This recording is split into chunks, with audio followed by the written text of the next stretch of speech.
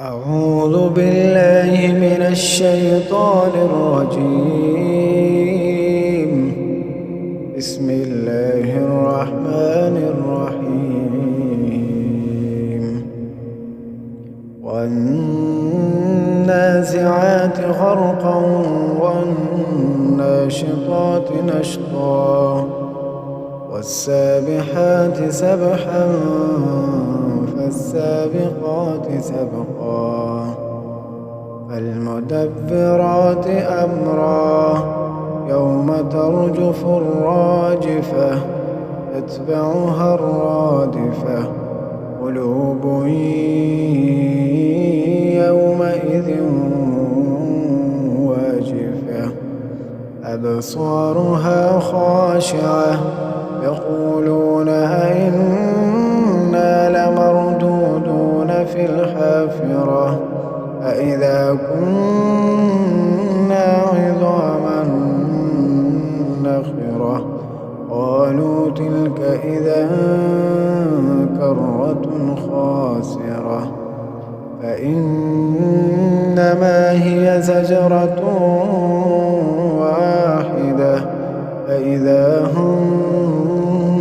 بالساهرة هل أتاك حديث موسى إذ ناداه ربه بالواد المقدس طوى اذهب إلى فرعون إنه طغى فقل هل لك إلى أن تزكى وأهديك إلى ربك فتخشى فأراه الآية الكبرى فكذب وعصى ثم أدبر يسعى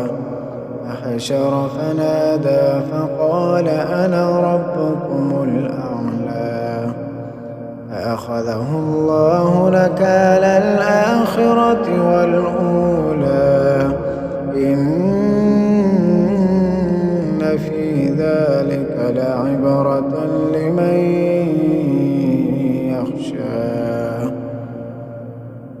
أأنتم أشد خلقا أم السماء بناها رفع سمكها فسواها وأغطش ليلها وأخرج ضحاها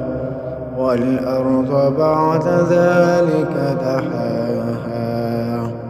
أخرج منها ماءها ومرعاها والجبال أرساها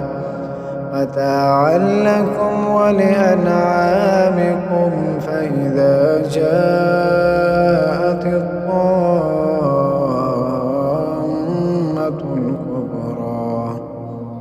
يوم يتذكر الإنسان ما سعى وبرزت الجحيم لمن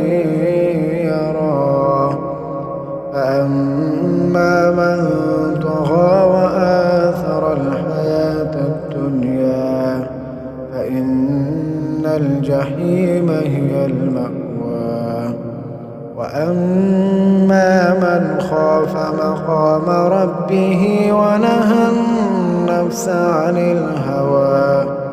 فإن الجنة هي المأوى يسألونك عن الساعة أيان مرساها فيما أنت من ذكراها إلى ربك منتهاها إنما أنت منذر من يخشاها كأنهم يوم يرونها لم يلبثوا إلا عشيا